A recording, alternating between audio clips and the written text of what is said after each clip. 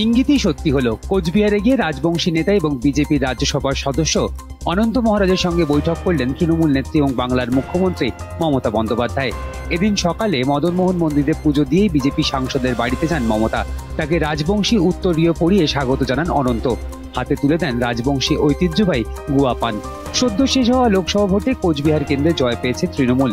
রাজনৈতিক মহলের দাবি, এবার তৃণমূলের কোচবিহার জয় বিশেষ ভূমিকা ছিল রাজবংশী ভোটের।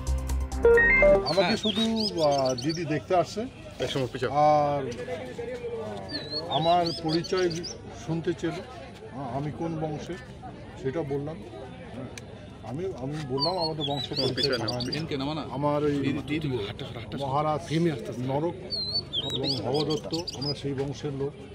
এই যে কামাখ্যা যেটা মন্দির আছে ওটা আমাদের পূর্বপুরুষের প্যালেস। তারপরে আমাদের পরের রাজবাড়ি হচ্ছে তোমার গোসানিমারি মহারাজ কান্তেশ্বর। তারপরে প্যালেস হচ্ছে এই গোয়ালপাড়া ডিস্ট্রিক্ট, ভাস্কর বর্মার সূর্য মন্দির পাহাড় যেটা বলে ওইটাই। এরকম করে আমার ডাইনেস্টিটা চলেছিল। তারপর আমার ডাইনেস্টি এন্ড হয়ে যায়। পরে আমাদের যে বংশগত যেটা মহারাজা মঙ্গল ছিল সেনাপতি আমাদের বংশভূত, তারে বংশভূত হারিমণ্ডল এর আবার পুনঃস্থাপন করে তার বংশটা এখানে এই 26তম রাজত্ব করলো। আর মহারাজা জগদেবেন্দ্রনারায়ণ যখন সমাপ্ত হয়, তারপরে ওনার ভাতিজা ইন্দ্রজিতের ছেলে বিরাজেন্দ্র নারায়ণ তাই যখন প্রয়াত হয়, তারপরে 1994 সনে আমার করোনেশন হয় আমাদের ওই প্যালেজে, গোসানিমারি প্যালেজে। তখন তো এখানকার লোক আমাকে এই রূপে দেখে। তো সে তো আমি সেই কথা বললাম যে আমি এই বংশের থেকে আসছি। এই বর্তমানে আমার এটি। দিদির সাথে কখন যোগাযোগ হয়েছে আপনার?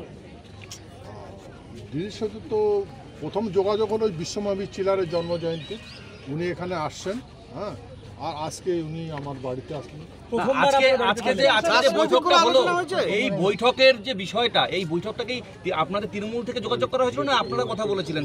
না, আমি ক্লিয়ার করে বলছি, আমি না কোনো তৃণমূলের কাছে যোগাযোগ করেছি, না পশ্চিমবঙ্গের মুখ্যমন্ত্রী মমতার সঙ্গে যোগাযোগ করেছি, কারোর সঙ্গে যোগাযোগ করিনি। ইনি সৌজন্যমূলক আমার সাথে দেখা করতে আসছে। তবে এই বার্তাটা দেওয়া হয়েছিল আজকে সকালে, এসপি সাহেব আজকে সকালে দিয়েছে। কোনো রাজনৈতিক আলোচনা হয়েছে? না, রাজনৈতিক কোনো আলোচনা নেই। আপনি এলাকার উন্নয়নের জন্য কিছু বললেন মুখ্যমন্ত্রী? উন্নয়নের জন্য যেটা বলার সেটা তো কি বলবো। আর আমি আমার যে ফান্ডের টাকা আছে, এমপি ফান্ডের টাকা, সেটাই পর্যন্ত আমি ইউটিলাইজ করতে পারছি না। সেই বিষয়ে ডিএম সাহেবের সঙ্গে দেখা করতে গেছিলাম, দেখা করেনি। এসপির সঙ্গে চিলারায়ের জন্মজয়ন্তীর বিষয়ে আমি এখানে যে 2 বছর এখানে হলো নিউ বানেশ্বরে, এবার আমরা প্রস্তুত নিয়েছিলাম, মাটি কমপ্লিট হয়েছিল। যখন দিচ্ছে না তারপরে আমি এসপি সাহেব গেছিলাম, আমাকে এসপি সাহেব দেখাই করেনি। সেহেতু আমি কি বলবো বলেন? এই বিষয়গুলো কি জানিয়েছেন? না, এই বিষয়ে বলিনি, কিন্তু আমি বলেছি যে আমি আপনার সঙ্গে যোগাযোগ করার চেষ্টা করেছি, কিন্তু আমি হইনি। তো বলছে যে ঠিক আছে, এরপরে কোনো প্রবলেম হবে না বলছে। শুধু গ্রিন টি খেয়েছেন, আর বাকি আমরা যতটুকু করেছি উনি শুধু দেখেছেন। তৃণমূলে যোগ দেওয়ার ব্যাপারে কোনো চিন্তা ভাবনা করছেন নাকি? আমার কি মতি মরে গেছে নাকি? এগুলো কথা আমি নট ইন্টারেস্টেড। কোনো বার্তা দিলেন কি আপনি? আমি কোনো পলিটিক্যাল দলে নেই, আপনি বুঝেন, আমি কোনো পলিটিক্যাল দলে নেই, ঠিক আছে?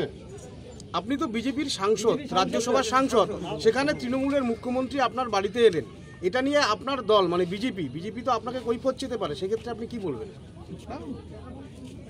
আমি তো পশ্চিমবঙ্গে আছি, ল অ্যান্ড অর্ডার তো ওনার হাতে আছে। এখন উনি যদি না আসতে চায় আমি কি করব? আমি কি করে বাধা দেবো? সেহেতু আমার যেটা গৃহস্থ ধর্মের যেটা নীতি, উনি আসছেন, উনি বলছেন আমি আপনার বাড়িতে যাচ্ছি, আমার এসপি সাহেব বলেছেন আপনার বাড়িতে আসছে, সেটা আমি তো হতভম্ব হয়ে গেলাম। কিন্তু রাত্রে যখন আমি ওই কি বলে দার্জিলিংয়ে ট্রেন অ্যাক্সিডেন্ট, রাঙাপানিতে ট্রেন অ্যাক্সিডেন্ট হয়েছিল, ওখান থেকে যখন দেখা করার পরে আসি, তখন বারবার মিডিয়ারা বলেছিল যে আপনার বাড়িতে মুখ্যমন্ত্রী না আপনি মুখ্যমন্ত্রীর সাথে দেখা করবেন। আমি তো বলছি বলে কী ব্যাপার, কি কোথায় কী কথাবার্তা হচ্ছে, তা আমি তো এটা জানি না। হ্যাঁ, তারপর বলছে না না উনি এখানে চলে এসছেন, আপনি এখানে দেখা করতে পারেন নাকি? না আমি কেন যাবো দেখা করতে? তৃণমূলের পক্ষ থেকে কোনো প্রস্তাব দেওয়া হয়েছে, আপনি বিজেপি রাজ্যসভার সাংসদ, সিতায়ের আসন ফাঁকা হয়েছে, পুজোর পরেই ভোট হবে, সেক্ষেত্রে যদি আপনাকে প্রস্তাব দেয় সেটা কি আপনি ভেবে দেখবেন, কি মনে করছেন? আমি এখন বিধায়ক হব? আপনি কি বলেন, আমাকে বিধায়ক হওয়া প্রয়োজন? যদি আপনাকে প্রস্তাব দেয়, আমি বিজেপি রাজ্যসভার মেম্বার। আর আপনার জ্ঞান থাকা দরকার, ওই পার্লামেন্ট ভবনে রাজ্যসভা রাজাদের আসন, ওগুলো অ্যাজ পার কনস্টিটিউশন, ওখানে রাজারাই বসবে, বুঝলেন? না না শোনেন, তা আমি ওই রাজসভায় গিয়েছি, ভারতের পার্লামেন্ট ভবনে রাজসভায় গিয়েছি, আমি রাজ্যসভায় লোকসভায় যাইনি।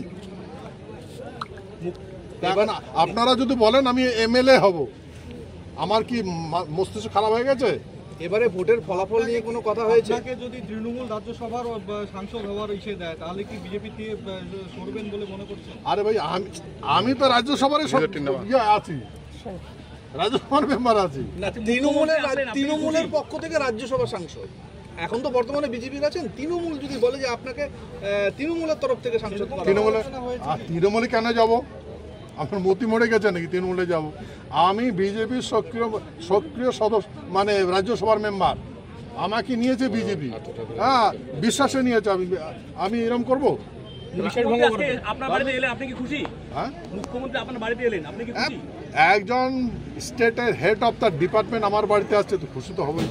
তাহলে আপনি বলতে চান আজকে শুধু সৌজন্য সাক্ষাৎকার, উনি বলেছেন আপনি এসেছেন, তাই তো? এটাই বিষয়টা। কিছু উপহার হিসাবে কিছু নিয়ে এসেছেন আপনার বাড়িতে? প্রথমবার এলেন, মিষ্টি ফিষ্টি কিছু এনেছেন আপনি? না না না, শুধু আমাকে একটা শাল দিয়েছে, শাল উপহার দিয়েছে।